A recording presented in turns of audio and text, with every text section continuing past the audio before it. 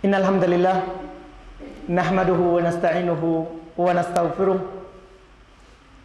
wa na'udzu billahi min shururi anfusina wa min sayyiati a'malina may yahdihillahu fala mudhillalah wa may yudlil fala hadiyalah asyhadu an la ilaha illallah wahdahu la syarikalah wa asyhadu anna muhammadan 'abduhu wa rasuluh ya ayyuhalladzina amanu taqullaha haqqa tuqatih wala tamutunna illa wa antum muslimun ya ayuhan nasu taqu rabbakumul ladzi khalaqakum min nafsin wahidah wa khalaqa minha zawjaha wa batha minhuma rijalan katsiran wa nisaa wattaqullaha alladzi tasaaluna bihi wal arham innallaha kana 'alaikum raqiba ya ayyuhalladzina amanu taqullaha wa qulu qawlan sadida yuslih lakum a'malakum wa yaghfir lakum dhunubakum wa may yuti'illah wa rasulahu faqad faza fawzan 'azima amma ba'd fa inna asdaqal hadithi kitabullah wa khairal hadi hadi nabiyina Muhammadin sallallahu alaihi wa ala alihi wasallam wa syarrul umuri muhdatsatuha fa inna kulla muhdatsatin bid'ah wa kulla bid'atin dhalalah wa kulla dhalalatin finnar. Kaum muslimin wal muslimat, bapak-bapak, ibu-ibu yang dimuliakan oleh Allah Subhanahu wa taala.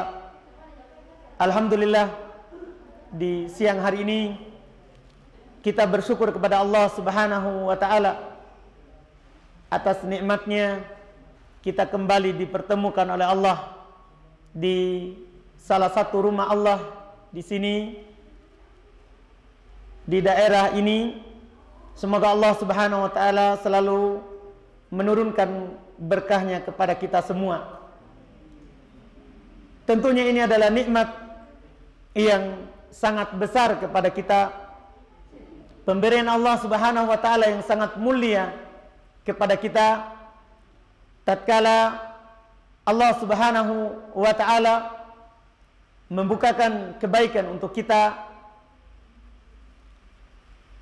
untuk mendengar dan mempelajari agama Allah Subhanahu wa taala. Kita sadari bersama bahwa kita di kehidupan dunia ini tidak selamanya. Kita di kehidupan dunia ini hanyalah sementara. Tidak selamanya kita bisa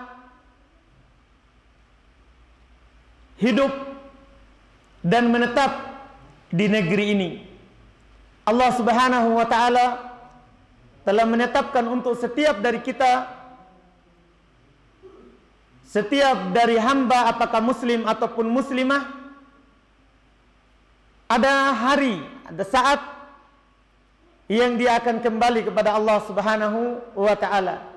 Maka yang beruntung adalah hamba yang dibukakan oleh Allah Subhanahu wa taala kebaikan untuknya dalam kehidupan dunia ini. Hamba yang Allah Subhanahu wa taala mempergunakannya dalam ketaatan kepada Allah Subhanahu wa taala. Karena Nabi sallallahu alaihi wasallam bersabda, "Innallaha idza arada bi 'abdin khairan ista'malahu."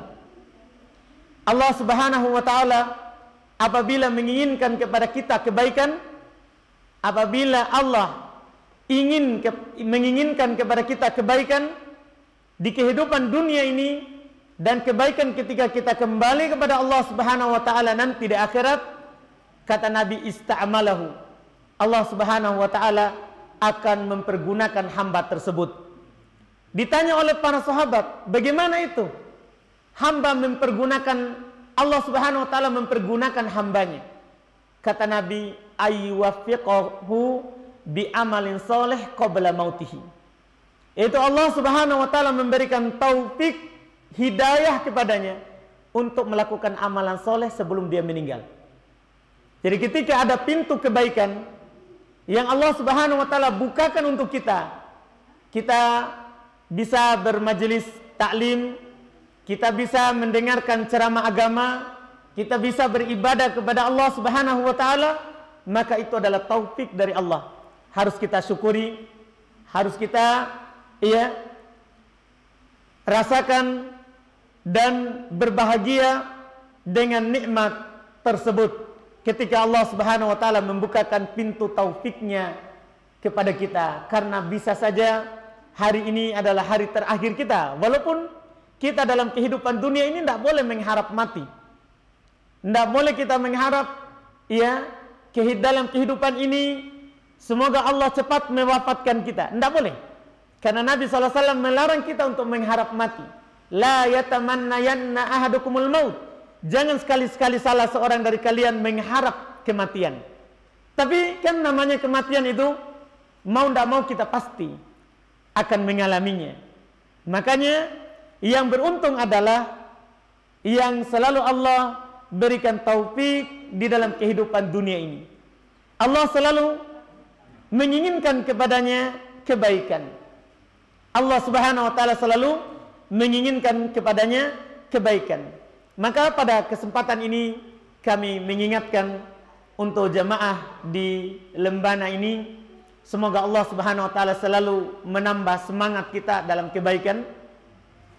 Kami ingatkan apa yang kita lakukan saat ini, apa yang kita kerjakan di waktu ini adalah merupakan nikmat dari Allah. Banyak daerah lain Pak di gunung tidak bisa melakukan seperti yang kita lakukan.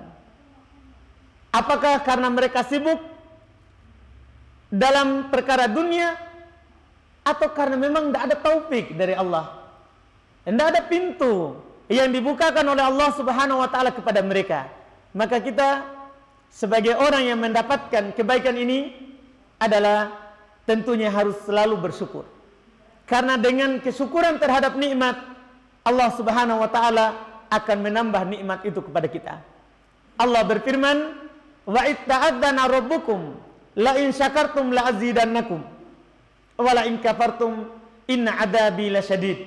Kata Allah, sungguh Rabb kalian telah mengumumkan, Allah yang telah menciptakan kita di kehidupan dunia ini, Allah yang memberikan kita rezeki sampai pada hari ini, sampai pada detik ini, itu mengumumkan kepada kita, kalau kalian mensyukuri nikmatku, kata Allah, saya akan menambah nikmat itu.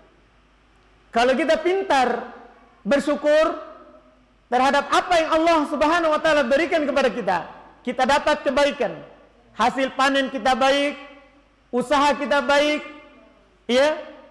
kehidupan juga kita baik, tidak ada kesusahan, juga kita bisa beribadah kepada Allah Subhanahu wa taala, bisa masuk rumah Allah, itu kebaikan.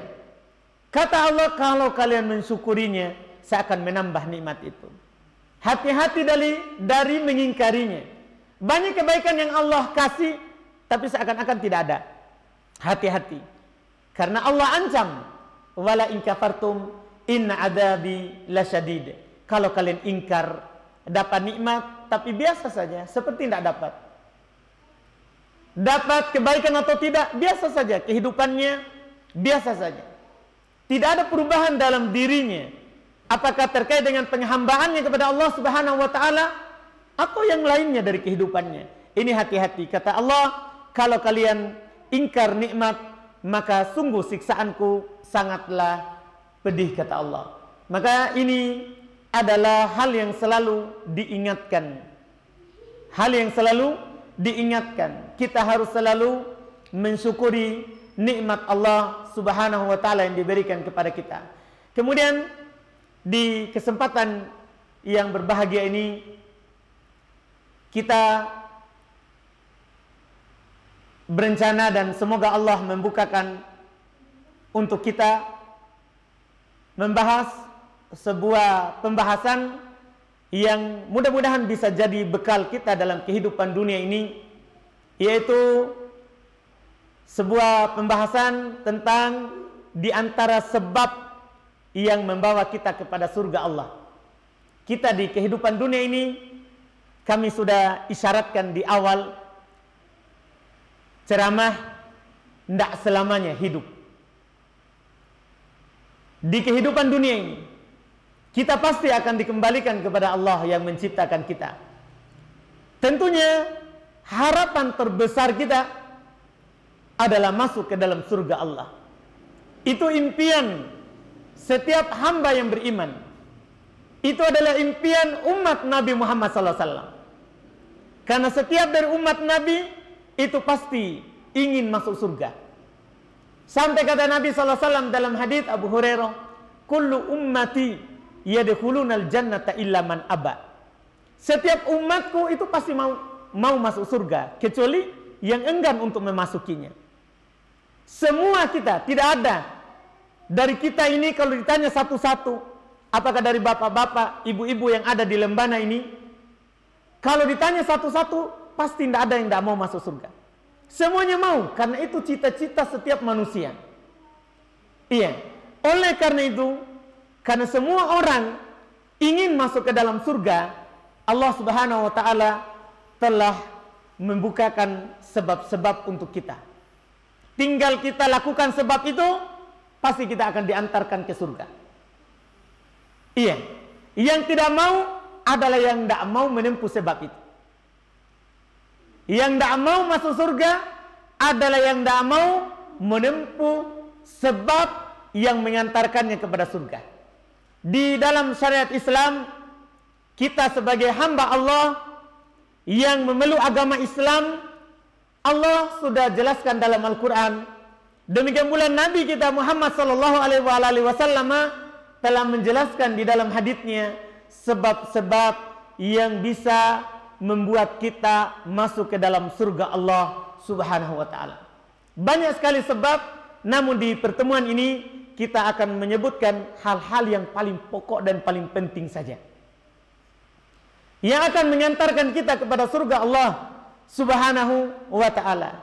Yang pertama, yang bisa kita lakukan, yang bisa kita yakini dan amalkan, yang akan mengantarkan kita ke dalam surga Allah Subhanahu wa Ta'ala adalah kita di dalam kehidupan dunia ini selalu beribadah ikhlas karena Allah.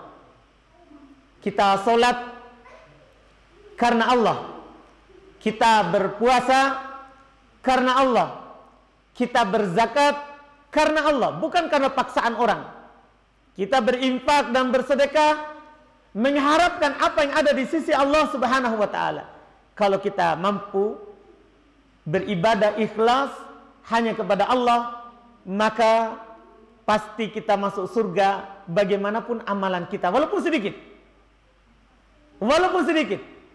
Kita di kehidupan di daerah gunung ini yang dingin, kita hanya mampu beramal sedikit, menjaga sholat 5 waktu, dan yang lainnya dari amalan-amalan yang mampu kita lakukan.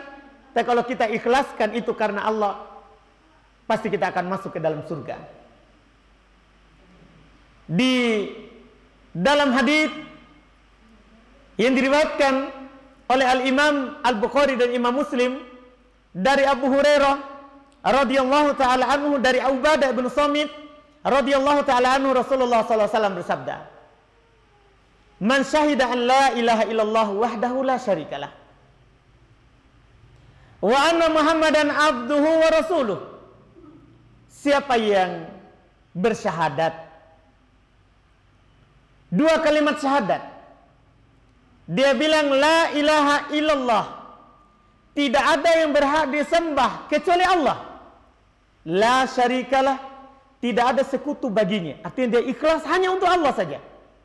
Dia persaksikan ini, tidak ada sama sekali sekutu bagi Allah, dan Muhammad adalah hamba dan utusan Allah. Ini saja dia ucapkan dengan ikhlas. Ini satu bentuk ibadah, karena mengucapkan la ilaha illallah itu ibadah. Kalau kita berucap la ilaha illallah, itu adalah ibadah. Nah, kalau kita ikhlas ini dalam ibadah yang satu ini ucapan, kata Nabi sallallahu alaihi wasallam, adakhalahul jannata ala ma kana minal amal. Allah akan memasukkannya ke dalam surga bagaimanapun amalannya. Sedikit amalan kita, tapi kalau kita ikhlas hanya kepada Allah, maka pasti kita masuk surga. Pasti masuk surga. Ini salah satu hadits Nabi sallallahu alaihi wasallam. Belum lagi hadits-hadits yang lain ayat-ayat yang lain yang memang Allah Subhanahu wa taala janjikan bahwa orang-orang yang ikhlas hanya kepada Allah dalam beribadah, orang-orang yang hanya mengagungkan dan mencintai Allah, hanya takut kepada Allah, berharap hanya kepada Allah, itu dijamin pasti masuk ke dalam surga. Dijamin pasti masuk ke dalam surga. Ini berupa ucapan ringan, amalan ringan. Kalau kita jaga hanya untuk Allah, itu pasti masuk surga bagaimanapun amalan kita, mau kecil ataupun besar. Yang diinginkan dari kita adalah hati. Karena Allah itu tidak melihat badan kita. Allah tidak melihat berapa besarnya rumah kita. Allah tidak melihat berapa anak keturunan yang kita miliki. Allah tidak melihat berapa misalnya di Lembana ini hasil kebun kita. Tidak. Yang Allah lihat itu hati kita. Kalau kita ikhlas karena Allah, maka itu yang akan membawa kita ke surga Allah. Ini sebagaimana hadits Nabi SAW. Inna Allah la yanduru ila ajsadikum wala ila suwarikum, walakinna Allah yanduru ila qulubikum. Allah Subhanahu wa taala itu tidak memandang, tidak melihat kepada jasad, bentuk badan kalian, tinggi, pendek, putih, hitam, itu tidak dilihat. Akan tetapi yang Allah lihat adalah hati kalian. Kalau baik hati kita jaga hanya untuk Allah Subhanahu wa taala, maka itu yang menjadi sebab yang mengantarkan kita kepada surga Allah Subhanahu wa taala. Ini sebab yang pertama. Mungkin bisa tempuh, bisa kita lakukan kalau ingin masuk ke dalam surga Allah Subhanahu wa taala. Kemudian yang kedua, yang bisa juga kita lakukan adalah rajin beramal, yaitu amalan soleh. Kita tidak selamanya berkebun saja, tapi datang waktu sholat kita sholat juga. Datang nanti bulan Ramadan kita berpuasa juga. Iya, kalau kita mampu menjaga ini amalan soleh di samping kesibukan kita, maka pasti kita masuk surga. Bahkan sebelum kita meninggal sudah diberi kabar dengan surga. Kata Allah Subhanahu wa taala dalam Al-Qur'an, "Wa basyiril ladzina amanu wa 'amilus sholihat anna lahum jannatin tajri min tahtihal anhar." Ini kata Allah. "Wa basyiril ladzina amanu wa 'amilus sholihat." Beri kabar gembira. Disuruh beri kabar gembira kepada orang-orang yang beriman lagi beramal soleh. Beri kabar gembira kepada orang-orang yang beriman kepada Allah dan beramal soleh.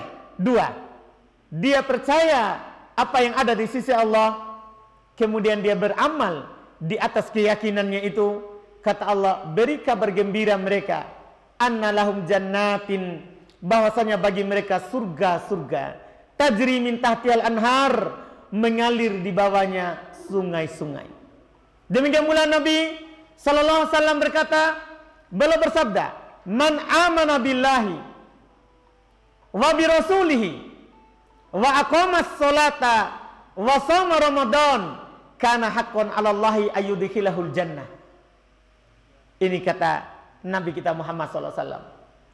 Kata beliau, "Man amana billah," siapa yang beriman kepada Allah. Siapa yang beriman kepada Allah, wa bi rasulihi, dan beriman kepada rasulnya. Kita percaya kepada Allah, kita mengakui bahwa Nabi Muhammad SAW adalah utusan Allah kepada kita. Ini yang kedua. Yang ketiga, wa aqamas shalah, kita selalu menjaga solat kita. Datang waktunya kita solat, kita jaga. Bagaimanapun sibuk kita di kehidupan dunia ini, tapi kita jaga solat kita. Wa shoma ramadan, berpuasa di bulan Ramadan. Nanti beberapa bulan lagi ini sudah dekat bulan Ramadan. Datang bulan Ramadan kita puasa. Kalau kita mampu itu, beriman kepada Allah, beriman kepada Nabi Allah, kemudian kita selalu sholat 5 waktu, kita selalu berpuasa kalau datang bulan Ramadan, apa yang kita dapatkan?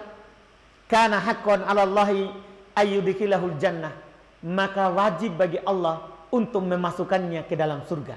Bayangkan, wajib masuk surga. Cuma syaratnya harus kita beriman kepada Allah, percaya kepada Nabi Allah, sholat dijaga, puasa di bulan Ramadan.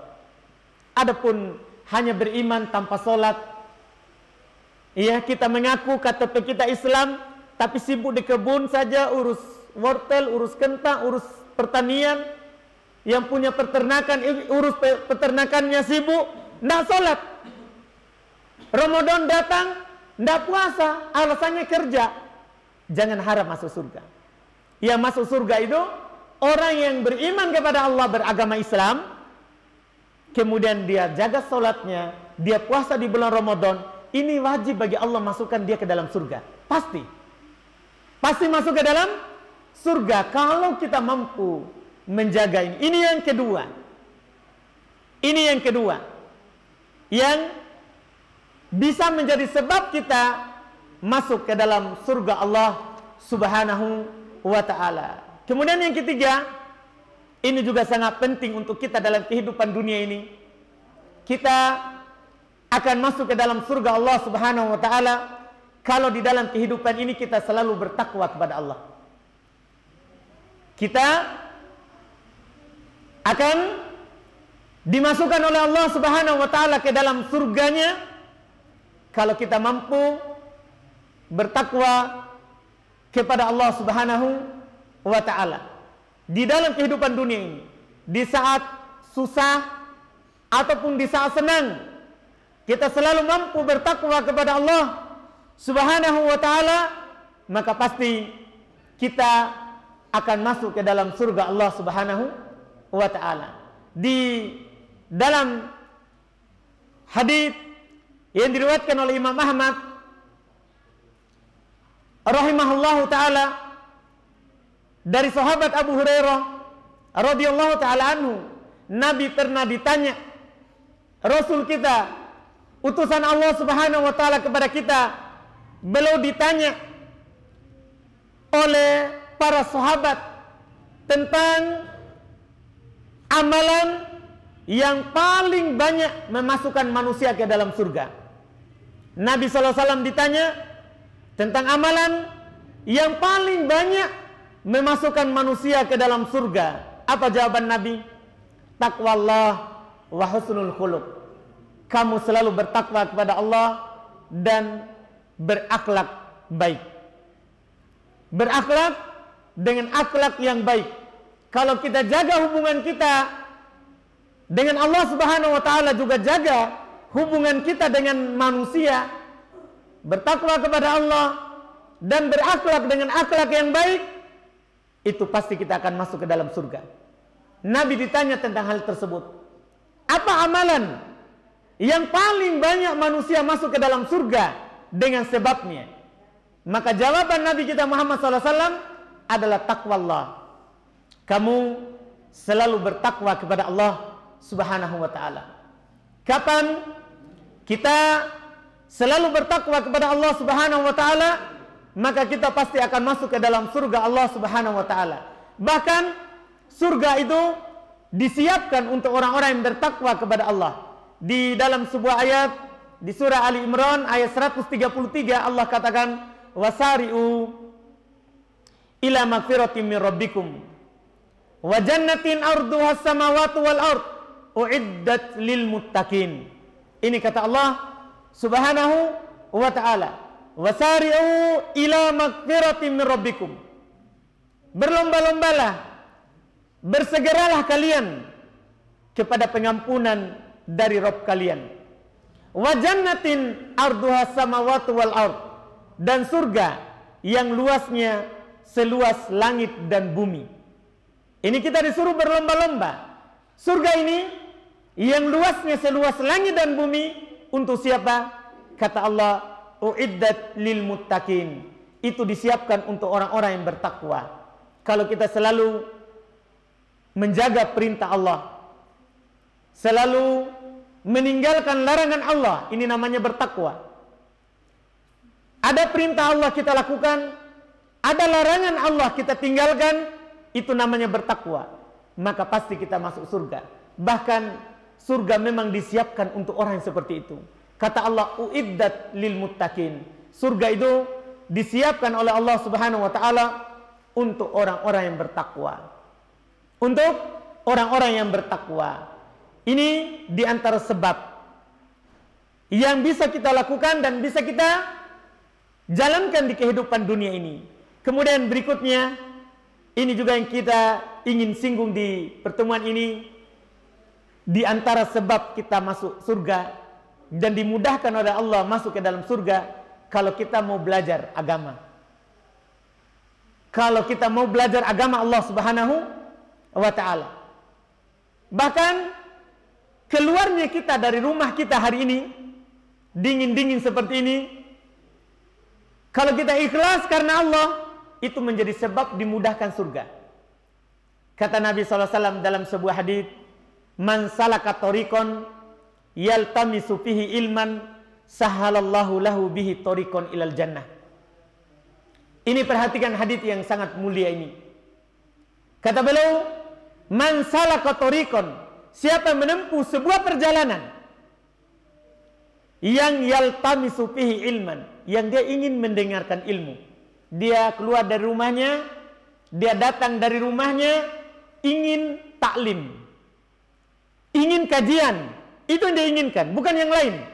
Bukan hanya sekedar kumpul-kumpul, ya, sekali sebulan, bukan. Tapi dia keluar dari rumahnya, dia tinggalkan kebunnya untuk sesaat, karena Allah ingin mendapatkan ilmu. Itu kata Nabi, sahalallahu lahu bihi tariqun ilal jannah. Allah akan mengangkat dengan sebab itu, ya, dan memudahkan dengan sebab itu jalan ke surga. Jadi bermajelis taklim, semangat untuk mendengarkan ilmu, itu berarti Allah Subhanahu wa taala inginkan untuk kita mudah menuju surga Allah Subhanahu wa taala. Belum lagi belajar dan mendengarkan ilmu, mendengarkan kajian itu sangat banyak keutamaannya. Namun kita hanya terbatas dulu pada pertemuan ini untuk memperdengarkan bahwa kita ada keinginan untuk belajar, itu hidayah dari Allah. Kemudian kita keluar dari rumah kita untuk menuju rumah Allah karena mau belajar agama, itu menjadi sebab kita dimudahkan ke surga Allah Subhanahu wa taala. Kita dimudahkan oleh Allah Subhanahu wa taala ke surganya kalau kita niatkan itu karena Allah. Karena Allah. Bahkan di dalam hadis yang diriwayatkan juga oleh, ya, dari Abu Hurairah, dari Nabi sallallahu alaihi wasallam, Nabi tegaskan, man goda ilal masjidi awroha a'addallahu lahu fil jannati nuzula kullama goda awroha. Siapa yang pergi ke masjid, apakah di pagi hari ataupun di sore hari, dia ke masjid, maka Allah Subhanahu wa taala siapkan untuknya surga setiap dia pergi ke masjid. Jadi kalau kita mendatangi masjid, tidak ada keinginan lain kecuali ingin kebaikan, untuk taklim, untuk beribadah kepada Allah, maka Allah siapkan surga untuk kita setiap kita ke masjid. Siapkan surga untuk kita setiap kita ke masjid. Ini keutamaan besar yang tentunya kita tidak bisa dapatkan dengan dunia yang kita miliki. Karena ini surga Allah tidak setara dan tidak sebanding dengan dunia yang diberikan oleh Allah Subhanahu wa taala kepada kita. Ini di antara hal yang bisa kita lakukan, ya, yang bisa memudahkan kita masuk ke dalam surga Allah Subhanahu wa ta'ala. Kemudian di antara sebab juga mudah-mudahan kita dimudahkan untuk melakukannya. Di antara sebab yang membuat kita masuk surga dengan penuh kemudahan adalah kalau kita selalu menyebarkan salam. Kalau kita berjumpa dengan teman kita, ya, apakah bapak-bapak atau ibu-ibu, kita berjumpa, kita ucapkan assalamualaikum, itu masalah ringan, perkara mudah diucapkan, tapi ternyata itu bisa mengantar kita ke dalam surga Allah Subhanahu wa ta'ala. menyebarkan salam. Apakah orang yang kita kenal ataupun tidak? Tidak harus tunggu dikenal dulu baru kita ucapkan apa? Assalamualaikum. Kita ucapkan bahkan kepada orang yang kita tidak kenal. Kata Nabi SAW di dalam sebuah hadis dari Abdullah bin Salam radhiyallahu taala anhu, ayuhan nas afshus salam wa at'imut ta'am wa sallu bil laili wan nasu niyam tadkhulul jannata bisalam. Kata Nabi, wahai manusia, kita semua dipanggil oleh Nabi kita Muhammad sallallahu alaihi wasallam.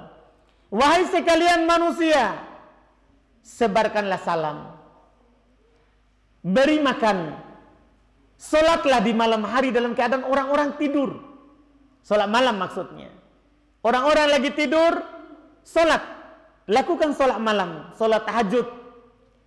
Tadkhulul jannata bisalam. Kamu akan masuk surga dengan keselamatan. 3 yang disebutkan. Yang pertama, sebarkan salam. Yang kedua, beri makan. Yang ketiga, bangun salat tahajud saat orang-orang masih tidur. Tadkhulul jannata bisalam. Kamu akan masuk ke dalam surga dengan penuh keselamatan. Di dalam sebuah hadits yang lain juga, Nabi SAW bahkan sebutkan orang yang sering memberi makan, melakukan sholat malam saat manusia tidur, dan berpuasa di bulan Ramadan, serta berucap dengan ucapan yang baik, itu dia akan masuk surga. Yang surga itu dohirnya itu sama dengan batinnya. Surga yang sangat indah. Itu kata Nabi, inna fil jannati ghurafan. Sungguh dalam surga itu ada sebuah kamar, ada istana, ada rumah, yurodohiruha min batiniha. Itu dilihat luarnya dari dalamnya. Di dalam surga ada tempat seperti itu. Dilihat dalam luarnya dari dalamnya. Untuk siapa itu? A'addahallahu liman at'amat ta'am. Kata Nabi SAW, Allah siapkan surga yang seperti itu untuk orang yang selalu memberi makan. Untuk orang yang selalu memberi makan. Wa alanal kalam, orang yang selalu berucap dengan ucapan yang lembut, ucapan yang baik. Wa tabasyam, selalu berpuasa. Wa shalla bil laili wan nasu niyam, salat di malam hari dalam keadaan manusia tidur. Ini hal-hal yang bisa memasukkan kita dalam surga Allah Subhanahu wa taala. Perkara mudah, perkara ringan. Karena tidak ada dari kita yang tidak mampu mengucapkan salam. Mudah sekali. Kita bilang assalamualaikum kepada siapa yang kita kenal ataupun yang kita tidak kenal. Itu menjadi sebab kita masuk dalam surga Allah Subhanahu wa ta'ala. Ini diantara hal yang bisa kita lakukan. Kemudian yang terakhir, yang bisa menjadi sebab kita masuk ke dalam surga Allah Subhanahu wa ta'ala dengan mudah adalah kita selalu berdoa kepada Allah supaya kita dimasukkan dalam surga. Kita selalu meminta kepada Allah supaya dimasukkan dalam surga. Jangan pernah bosan meminta surga. Kalau kita selalu memintanya, Allah akan memasukkan kita ke dalam surga. Ini sebagai penutup. Di dalam hadis yang diriwayatkan oleh Imam Ahmad dari Anas bin Malik radhiyallahu taala anhu, Rasulullah sallallahu alaihi wasallam bersabda, Man sa'ala Allah al-jannata thalath marrat. Siapa yang meminta kepada Allah untuk masuk surga 3 kali, dia bilang, ya Allah, masukkanlah saya ke dalam surga. Ya Allah, masukkanlah saya ke dalam surga. Ya Allah, masukkanlah saya ke dalam surga 3 kali. Qalatil jannah, surga akan berkata, Allahumma adkhilhul jannah. Surga yang bilang, ya Allah, masukkanlah dia ke dalam surga. Jadi surga malah memohon kepada Allah supaya kita masuk ke dalam surga. Ini kalau kita selalu meminta surga. Wa man istajara minan nar 3 marrat. Dan siapa yang meminta perlindungan dari neraka 3 kali. 3 kali. Ya Allah, lindungilah saya dari neraka. Ya Allah, lindungilah saya dari neraka. Ya Allah, lindungilah saya dari neraka. 3 kali. Qalatin nar, maka neraka akan bilang kepada Allah, Allahumma ajirhu minan nar. Ya Allah, selamatkanlah dia dari neraka. Ini di antara sebab. Makanya Nabi SAW menganjurkan dalam hadits Abu Hurairah dalam riwayat Imam Al-Bukhari, fa idza sa'altumullah fas'alul firdausa. Kalau kalian meminta kepada Allah, mintalah surga Firdaus. Kadang kita di dunia ini sibuk meminta, ya Allah, semoga hasil panen saya baik. Ya Allah, semoga keluarga saya selalu baik. Kadang hanya begitu kita minta. Kebaikan dunia yang kita minta kepada Allah. Ketahuilah bahwa keselamatan yang sebenarnya, kebahagiaan yang sebenarnya adalah ketika kita diselamatkan dari api neraka dan kita masuk ke dalam surga. Itu keselamatan dan kebahagiaan yang sebenarnya.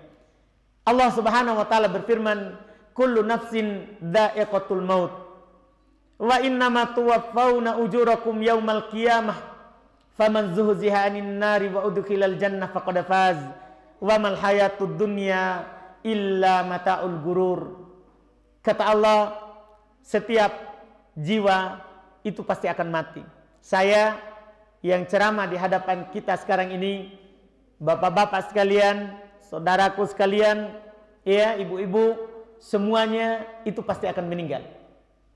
Tidak ada terkecuali. Kita tinggal menghitung. Kalau hari ini berlalu, berarti sudah kurang lagi jatah kita hidup. Karena makin ke depan, bukan makin bertambah umur kita, tapi berkurang. Ini hari ini berlalu, berarti sudah hilang sebagian umur kita. Kata Allah Subhanahu wa ta'ala, setiap jiwa itu pasti mati. Semuanya pasti meninggalkan dunia ini. Wa innama tuwaffawna ujurakum yaumal qiyamah. Allah akan memberikan pahala kalian di hari kiamat. Duduk kita di majelis hari ini, solat tadi kita, solat duhur, itu akan diberikan nanti ganjarannya oleh Allah pada kita.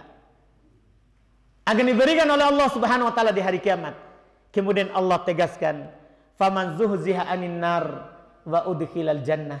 Siapa yang diselamatkan dari api neraka, kemudian dimasukkan ke dalam surga, faqad faz, itulah yang beruntung. Yang beruntung yang seperti itu. Dia hidup di dunia ini, kembali kepada Allah, ternyata penghuni surga. Itulah yang beruntung, yang masuk ke dalam surga. Dan Allah juga ingatkan, wamal hayatud dunya illa mata'ul gurur. Tidaklah kehidupan dunia ini kecuali perhiasan yang menipu saja. Coba kita kalau tidak sadar hanya menipu, bisa kita lihat tanaman yang kita tanam. Itu kan awalnya indah, hijau, sejuk dipandang. Tapi kalau sudah saat panen, kan kering, menguning. Demikianlah kehidupan dunia. Itu hanya kesenangan yang menipu. Maka sangat sengsara dan sangat disayangkan kalau ada orang yang tertipu dengan kehidupan dunia ini, dia lupa kepada Allah Subhanahu wa ta'ala. Semoga Allah Subhanahu wa ta'ala selalu memudahkan kita untuk beramal dengan amalan penduduk surga, ya, dan mendekatkan kita kepada surganya, serta melindungi kita dari nerakanya dan menjauhkan kita dari amalan-amalan yang mendekatkan kita kepada nerakanya.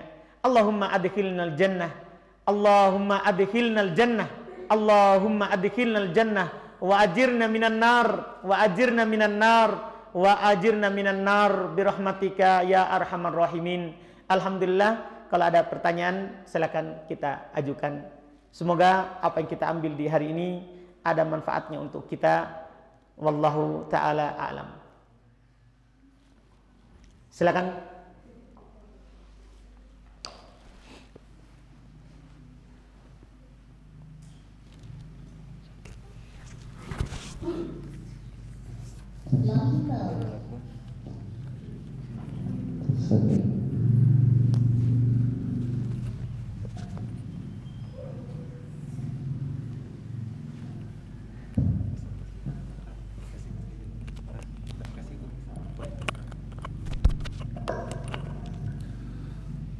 Bismillahirrahmanirrahim. Assalamualaikum warahmatullahi wabarakatuh. Waalaikumsalam warahmatullahi wabarakatuh. Alhamdulillahirrahmanirrahim. Puji syukur kepada Allah Subhanahu wa Ta'ala, dan terima kasih atas kesempatan yang telah diberikan. Saya tadi mendengarkan Pak Ustadz menyinggung mengenai syahadat.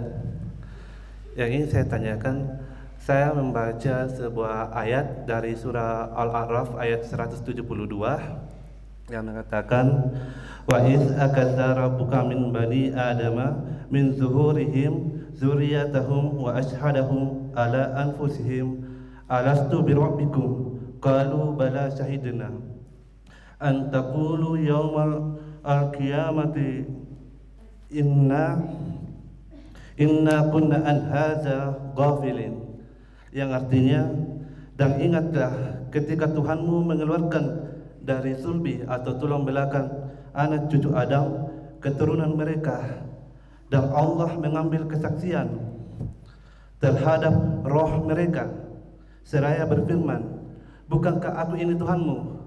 Lalu roh itu mengatakan atau menjawab, benar, engkau Tuhan kami.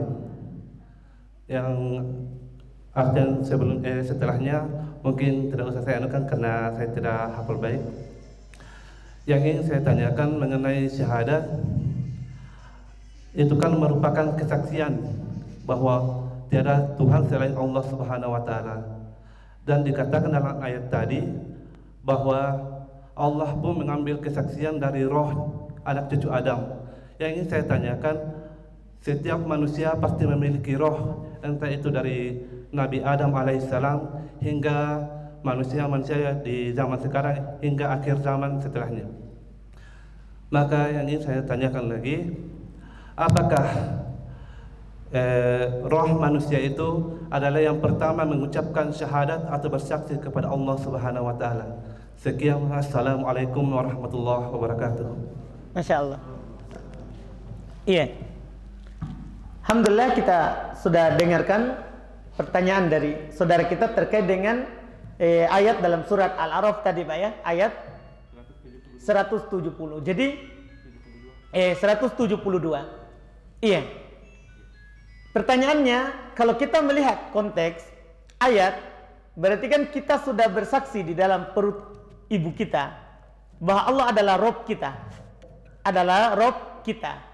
Pertanyaan sebenarnya Bapak bilang, apakah semua roh itu, semua jiwa yang akan dilahirkan di dunia itu sudah bersaksi? Iya, sudah bersaksi Pak.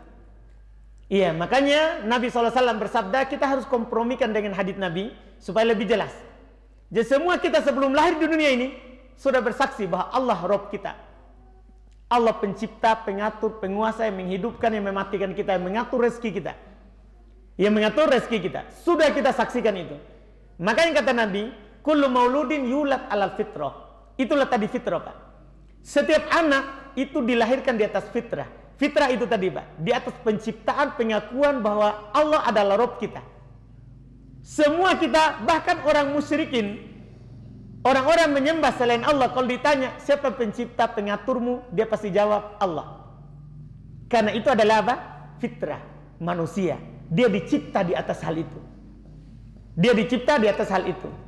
Cuman ketika dia besar, ibunya lah, bapaknya lah yang membuat dia jadi Yahudi, yang membuat dia jadi Nasoro, yang membuat dia jadi Majusi, yang membuat dia jadi Muslim. Sebabnya, makanya kata Nabi, kullu mauludin yulad alal fitrah. Setiap yang dilahirkan itu dilahirkan di atas fitrah. Persaksian itu tadi maksudnya Pak. Semua yang melahir, semua di atas itu. Bapaknya lah fa'abawahu yuwahidani. Kedua orang tuanya lah membuat dia jadi Yahudi, au yunasirani, atau membuat dia jadi Nasoro.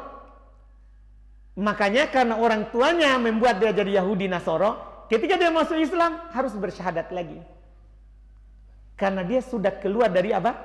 Fitrahnya tadi itu. Dari mengakui Allah sebagai pencipta, pengatur yang dia sembah, kemudian orang tuanya bawa dia ke agama lain, pengakuan lain. Dia bersyahadat lagi. Inti dari pertanyaan kita, betul apa yang kita katakan itu. Setiap dari kita sudah bersyahadat, sudah menyaksikan kalau Allah yang menjadi sembahan kita. Seperti itu, Pak. Iya. Cuman jangan sampai kita bilang, kenapa paling orang mau masuk Islam bersyahadat lagi? Itu lanjutannya di hadis tadi, Pak. Seperti itu. Ya, terima kasih. Iya. Makanya kalau kita Muslim, misalnya tidak keluar dari agama Islam, tidak perlu bersyahadat. Tidak perlu bersyahadat. Itu wallahualam. Silakan.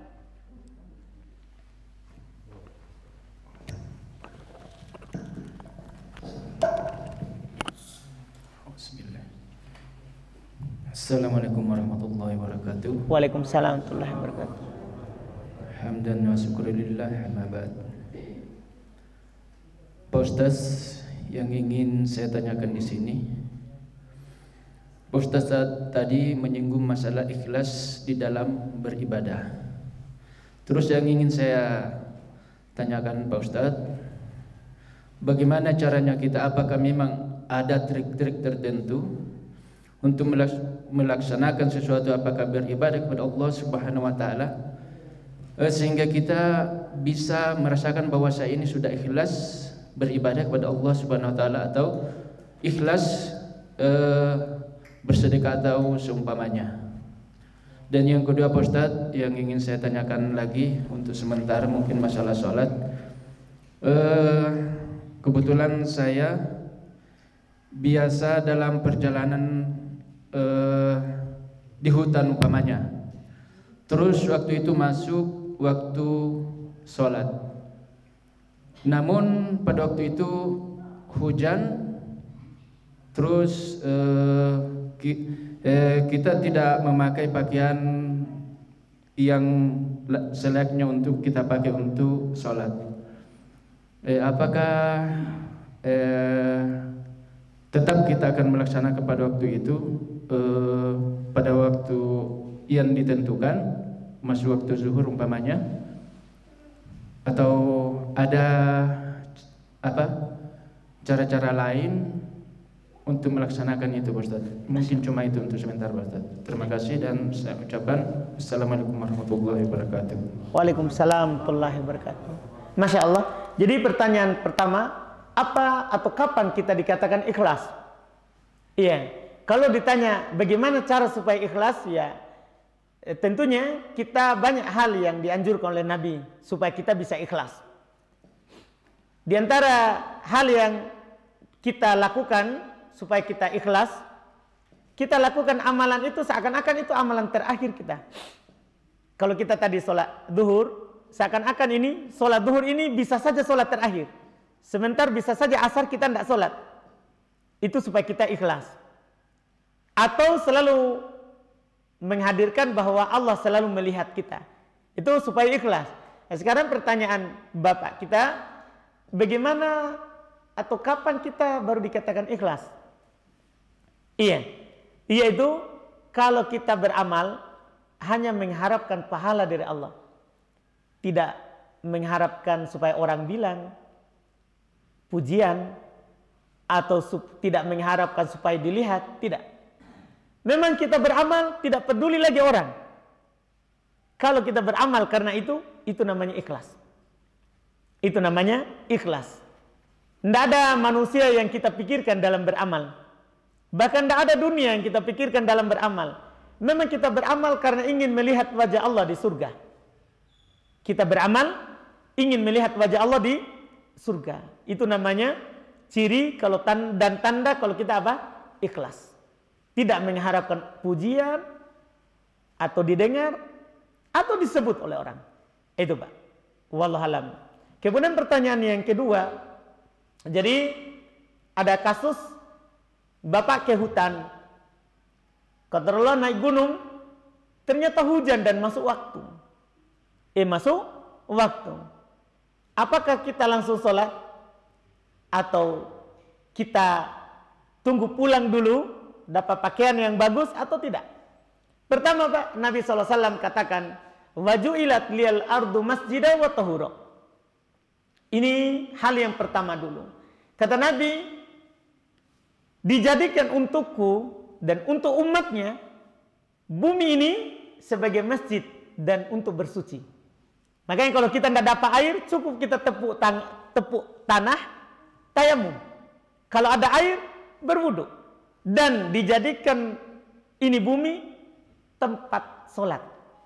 Jadi dimanapun kita dapat sholat, langsung. Tanpa kita tunggu. Nah, sekarang pakaian basah. Di dalam syariat Pak, tidak ada dibilang pakaian harus kering.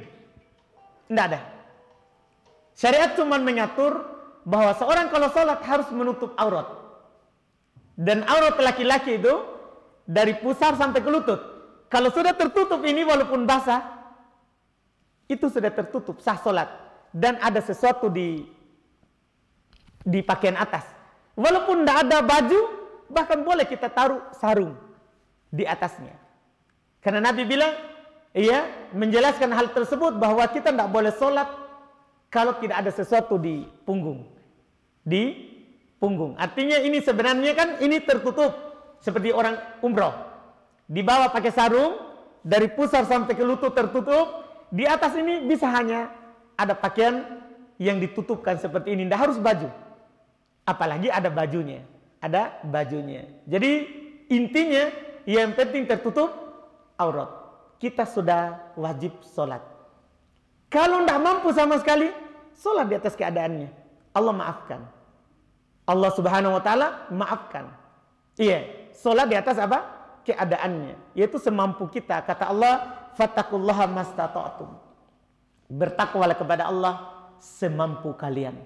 Apa yang kita mampu saat itu, lakukan.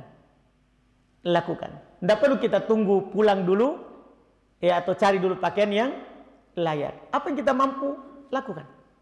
Lakukan. Itu wallahualam, Pak. Terima kasih, Pak.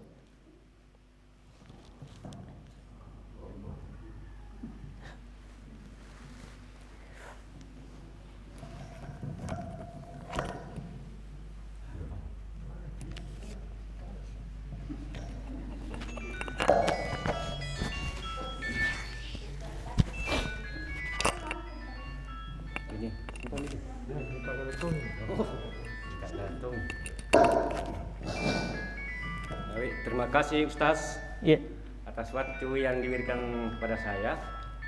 Tadi Pak Ustaz menyinggung masalah masalah waktu, waktu salat untuk dijaga. Saya mau tanyakan di sini Pak Ustaz itu, apakah waktu yang perlu dijaga itu sesaat untuk masuknya salat, ataukah seterusnya dari awal salat itu, setelah awal waktu salatnya itu sampai masuk di antara salat berikutnya lagi? Itu yang pertama Ustaz. Baik, Masya Allah. Kemudian pertanyaan yang kedua ini Ustaz. Pak Ustaz ini tadi menyinggung masalah waktu, masalah jalan untuk masuk surga dengan cara beribadah.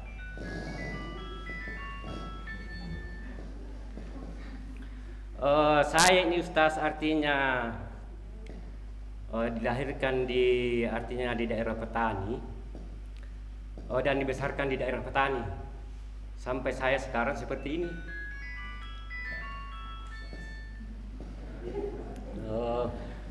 Saya lanjut Pak Ustaz. Silakan Pak. Banyak cobaan ini Pak. Artinya saya ini Pak Ustaz artinya dalam waktu-waktu ini sangat-sangat artinya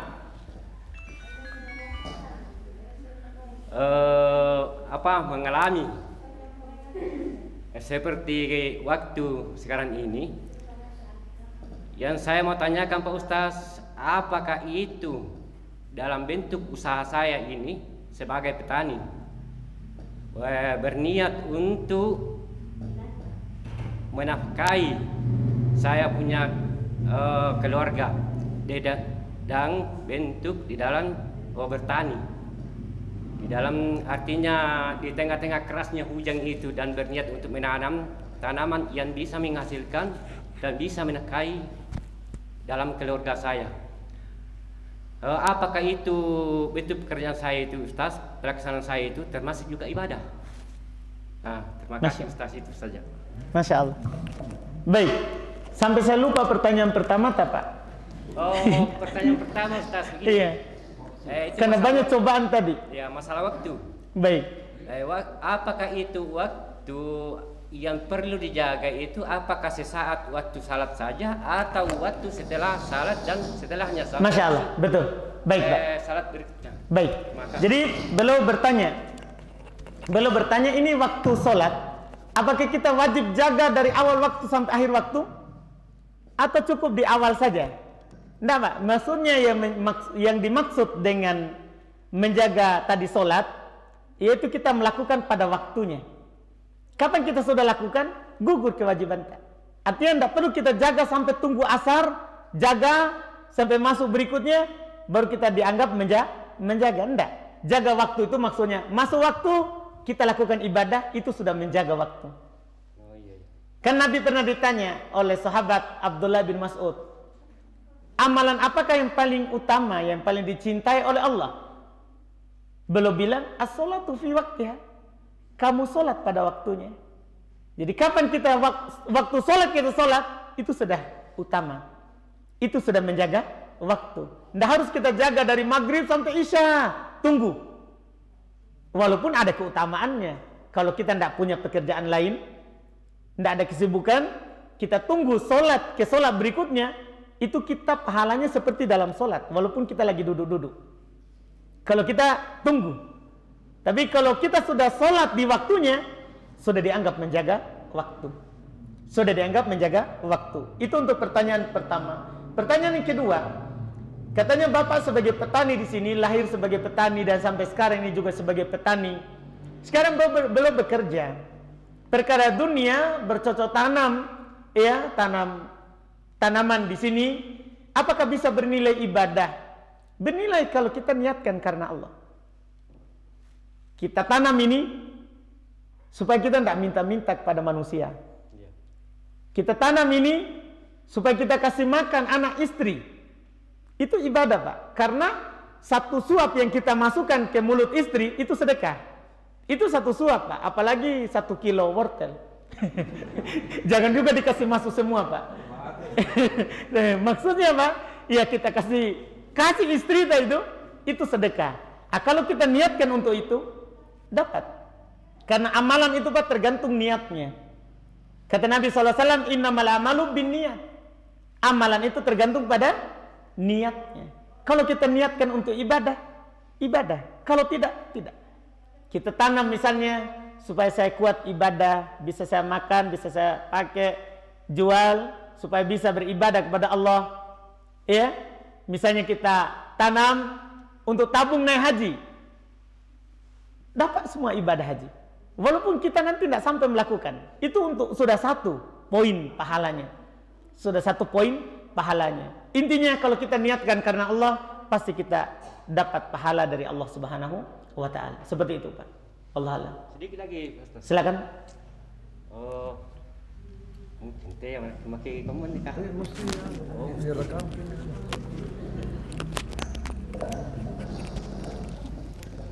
Terima kasih, Pak Ustaz. Lanjut lagi sedikit ini. Masalah masih berkaitan dengan pertanyaan saya tadi itu sebagai usaha bercocok tanam yang bisa menjadi ibadah, bernilai bentuk ibadah. Apakah juga ini, Pak Ustaz, ini seperti bentuk pekerjaan saya tadi ini atau usaha saya tadi itu bisa juga menjadi jalan menuju surga? Terima kasih, Pak Ustaz. Masya Allah. Tidak apa-apa, Pak.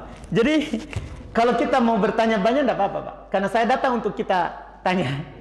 Iya, jadi tidak usah ragu.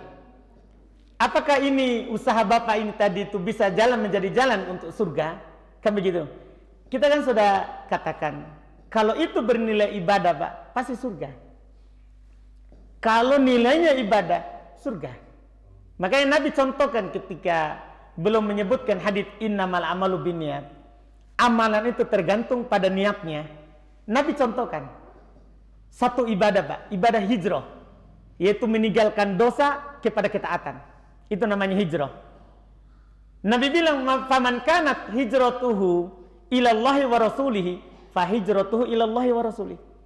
Siapa yang meninggalkan dosa dan maksiat karena Allah dan Rasulnya, maka itu karena Allah dan Rasulnya, pahalanya akan dia dapatkan.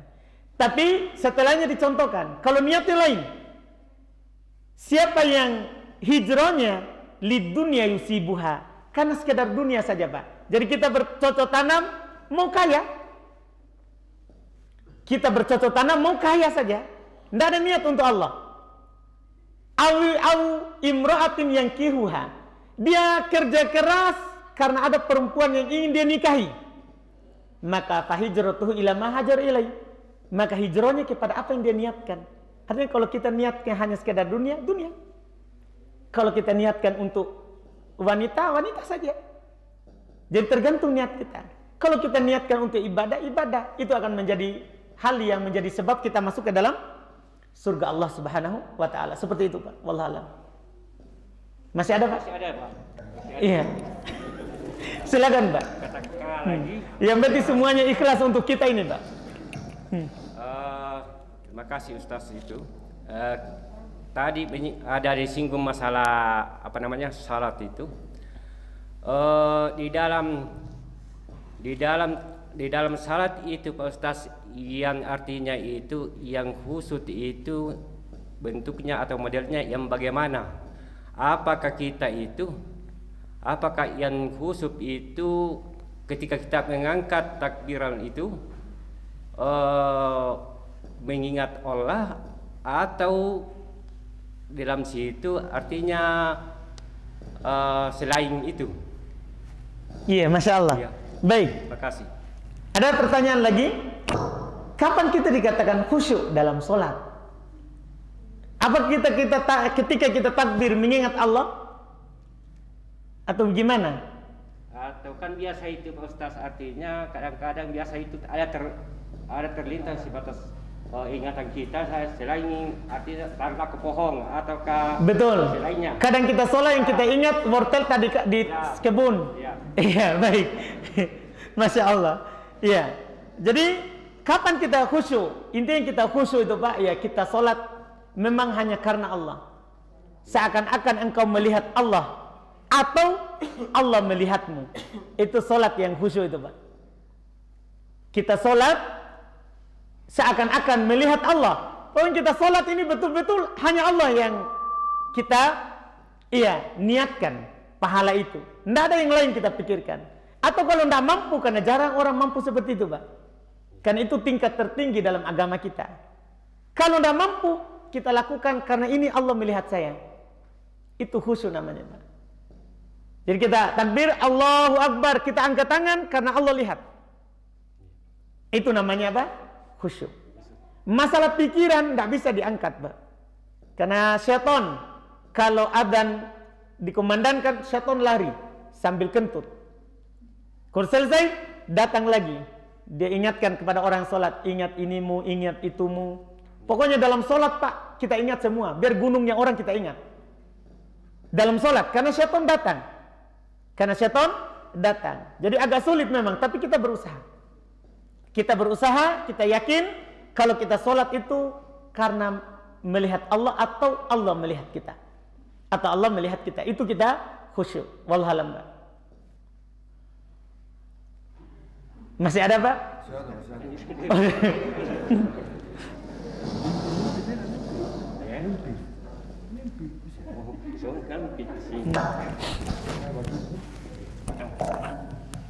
Terima kasih Pak Ustadz. Silakan Pak. Ini ada WA dari teman saya di Makassar menanyakan, dia pernah bermimpi, tapi dia juga ragu apa ini saya mimpi atau saya dalam keadaan sadar, jadi tidak jelas. Dia di dalam pertemuan atau mimpi ataupun tidak mimpi itu, dia ditegur oleh orang tuanya yang sudah meninggal, bapaknya dalam hal ini. Pesannya kepada anaknya ini bahwa tolong ibadahmu diperbaiki, kalau tidak saya disiksa ini. Nah itu terbawa terus oleh dia, sehingga dia titip pertanyaan, apa yang dimaksud di dalam mimpi atau tidak mimpi waktu itu. Iya, Masya Allah. Karena memang waktu itu dia tidak, ibadahnya masih ya kurang lah. apa pesan yang kira-kira terkandung di dalam mimpi atau pertemuan secara tidak langsung. Terima kasih. Itu yang titipan dari teman ini. Baik. Langsung dari saya. Alhamdulillah. Baik. Terkait dengan itu Pak, tergantung sekarang kan dia mimpi. Ketika dia mimpi dan melihat sesuatu, maka namanya mimpi itu kan Pak ada 3. Dia ragu Pak Ustaz, ini mimpi atau tidak, tapi dia kayaknya tidak mimpi nih, tapi mimpi. Dia juga mimpi. Baik. Sekarang dia harus pastikan tapi dia dulu lebih yakin bahwa dia tidak mimpi gitu. Seakan-akan dia berdialog. Iya. Ya.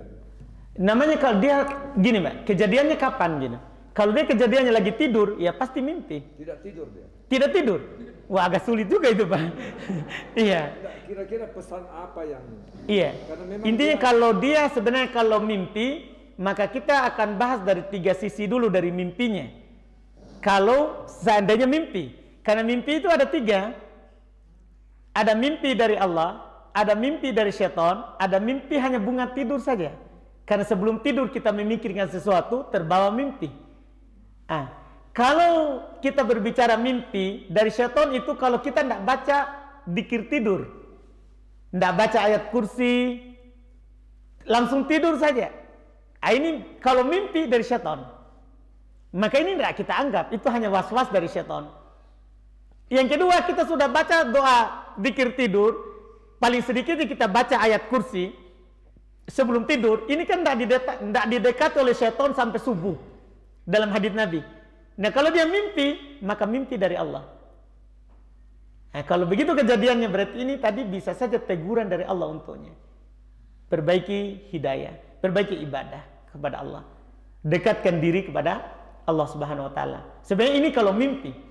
Kalau dia baca doa dzikir juga, dia baca doa juga bukan juga dia mimpi karena dia kepikiran sebelum tidur, itu bisa bunga tidur, bisa bunga tidur.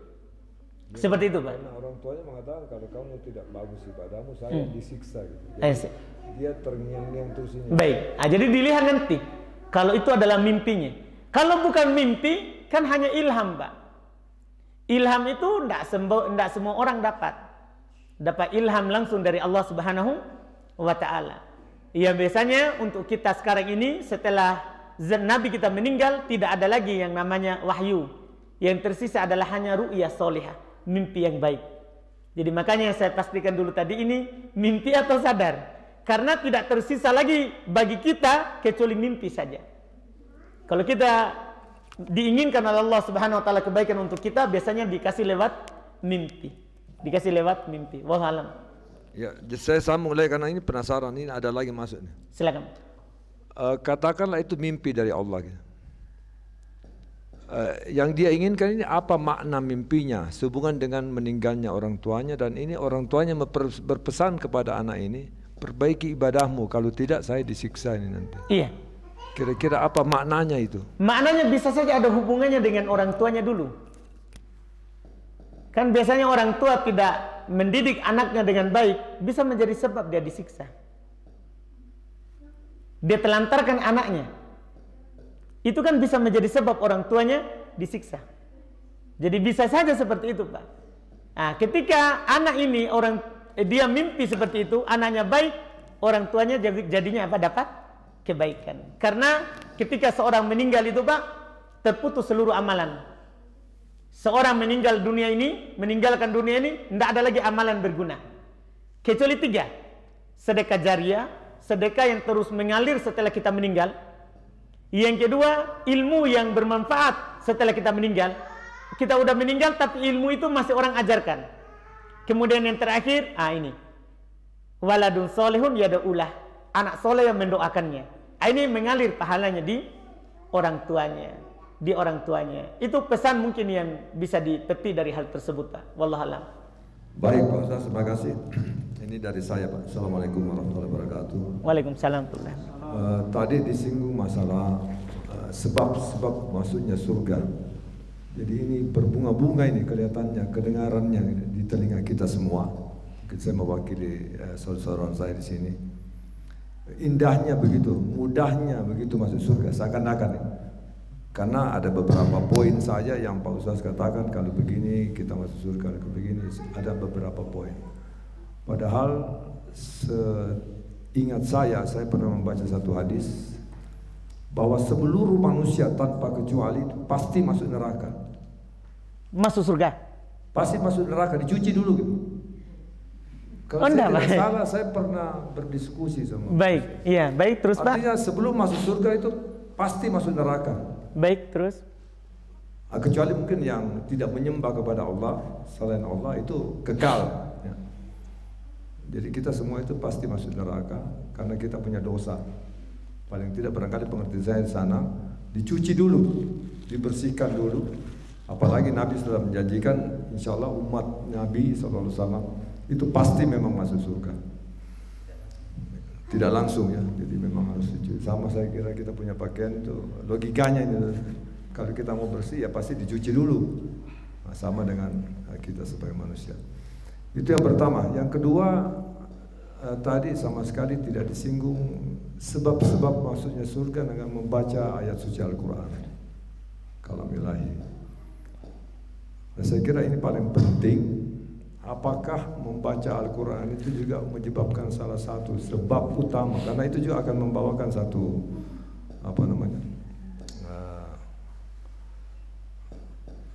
ini yang biasa izin dari Allah Ya. Itu yang dimaksud membaca Al-Quran. Apakah memang sudah lancar atau masih tertatih-tatih, masih belajar, tidak terlalu lancar, apalagi untuk memahami artinya dan memaknai untuk membaca Al-Quran. Itu yang kedua.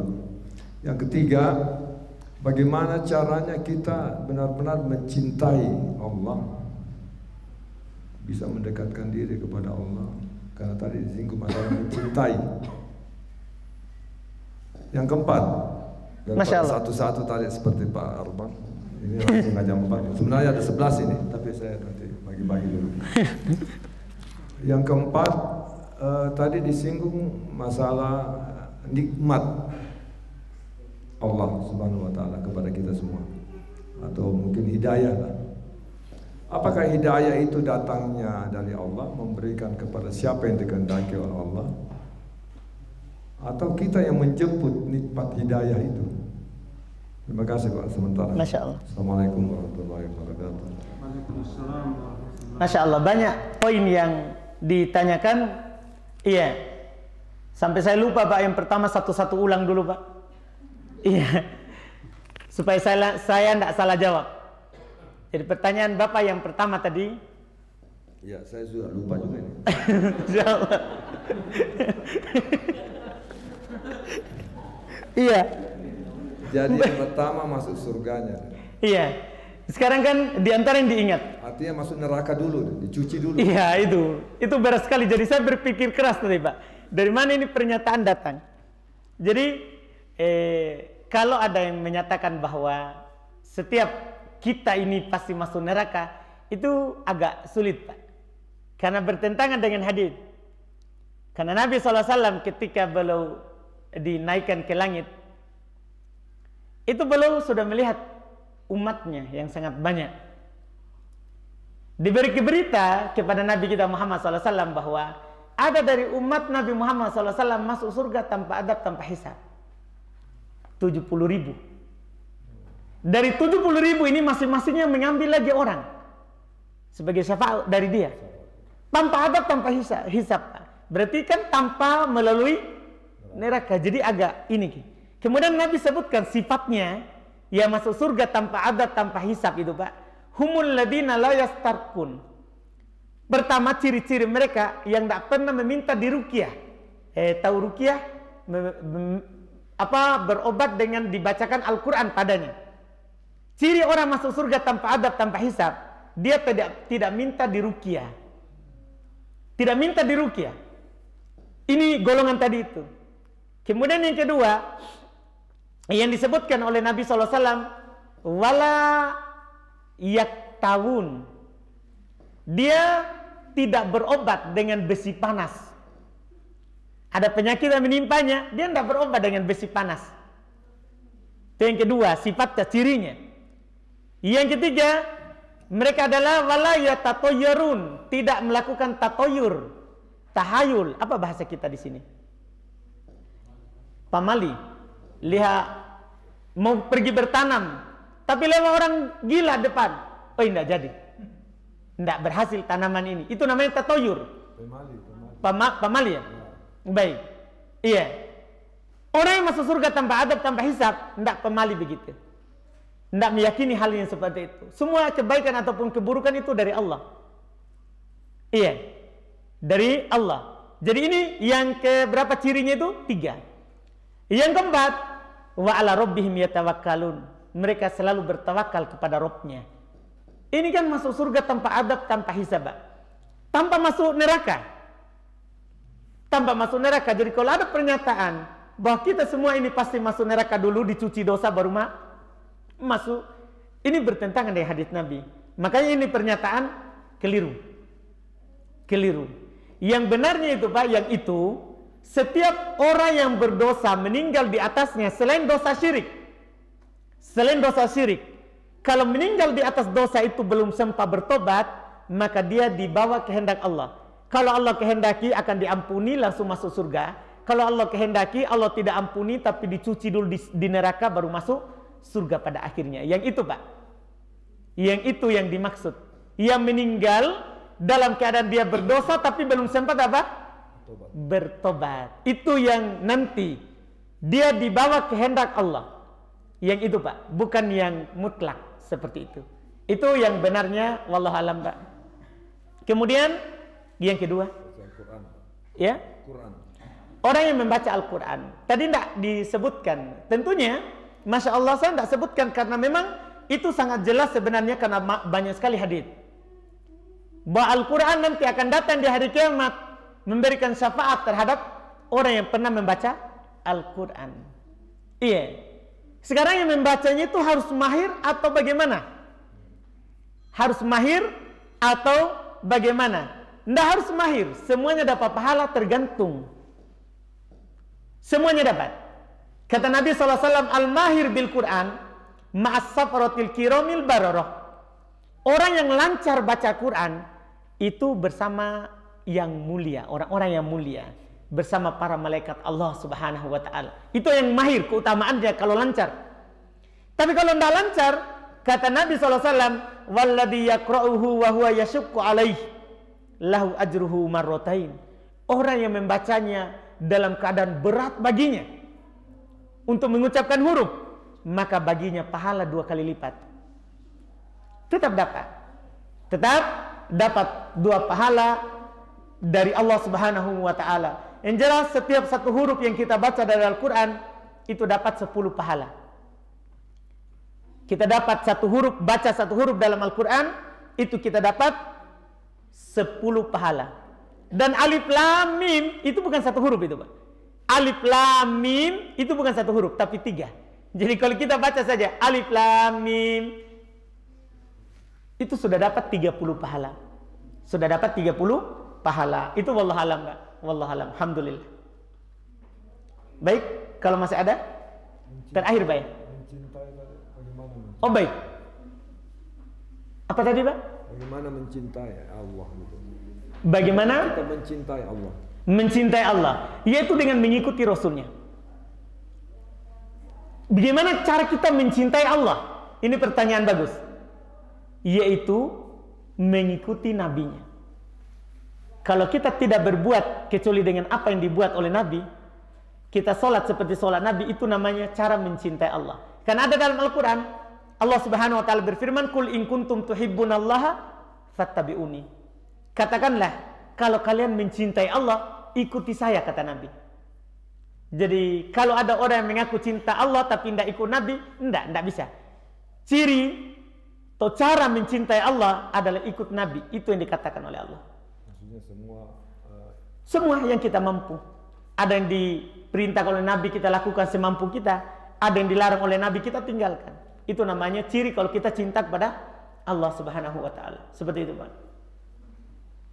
Tadi apa lagi? Hidayah atau Bagaimana Allah yang memberikan? Baik. Ada pertanyaan terakhir tadi, ini hidayah gimana? Allah langsung beri kita atau kita cari? Itu hidayah. Tentunya kita cari, Pak. Dan setelah kita cari itu namanya menempuh sebab. Kan dalam kehidupan dunia ini semuanya Allah jadikan untuk kita sebabnya. Kalau kita ingin dapat sesuatu, maka harus tempuh apanya? Sebab dari sesuatu itu. Kita tempuh itu, baru Allah Subhanahu wa taala akan memberikannya kepada kita, memberikan kepada kita. Seperti itu, Pak. Wallahu a'lam. Terima kasih, Pak. Iya, baik. Oh, tapi. Terakhir, Pak ya. Masih sisa berapa? Kayaknya enggak dapat. Sudah cukup dengan bapak-bapak kayaknya ini. Alhamdulillah.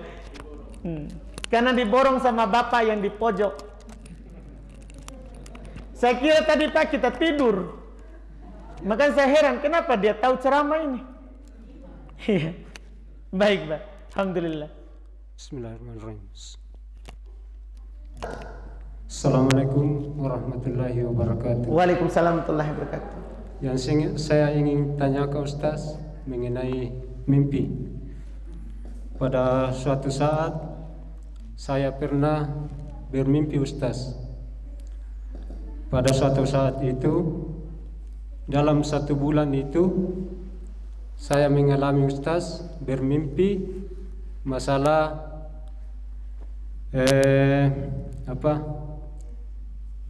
bayangan-bayangan hari kiamat.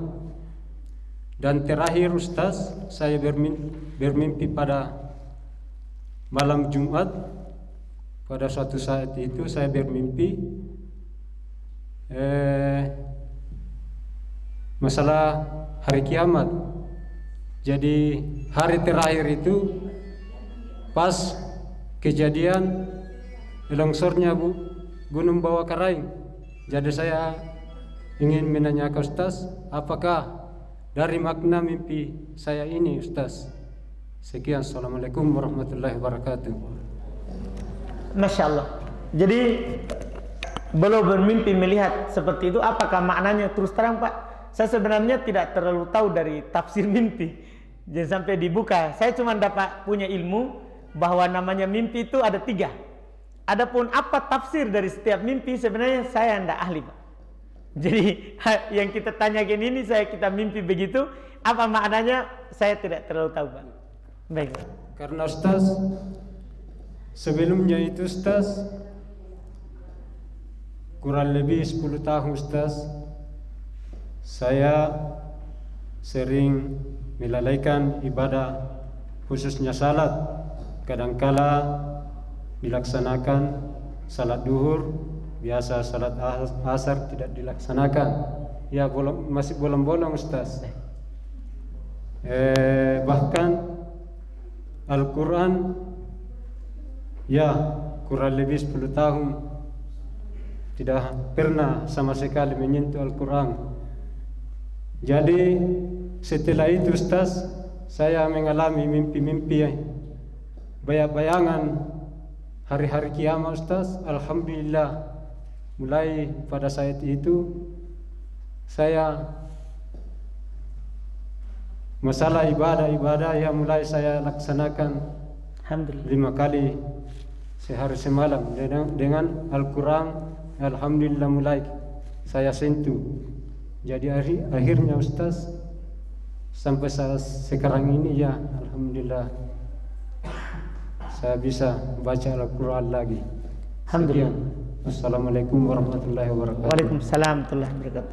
Alhamdulillah, bisa saja itu adalah teguran dari Allah Subhanahu wa taala, ya, untuk kita supaya kita kembali sadar dan berikan lagi taufik oleh Allah Subhanahu wa taala. Apalagi kita tinggal di Malino ini, ya, susah sekali misalnya datang orang yang ceramah yang bisa mengingatkan kita terhadap kebaikan. Bisa saja kalau kita bermimpi itu adalah dari Allah Subhanahu wa taala untuk mengingatkan kita supaya kembali kepada Allah Subhanahu wa taala. Alhamdulillah, kita cukupkan. Kami mohon maaf di pertemuan ini kalau ada pertanyaan yang tidak bisa lagi kami layani, karena siapa tahu sudah panas semua ini, terlalu lama duduk. Dan saya mohon maaf kalau membuat lama semuanya.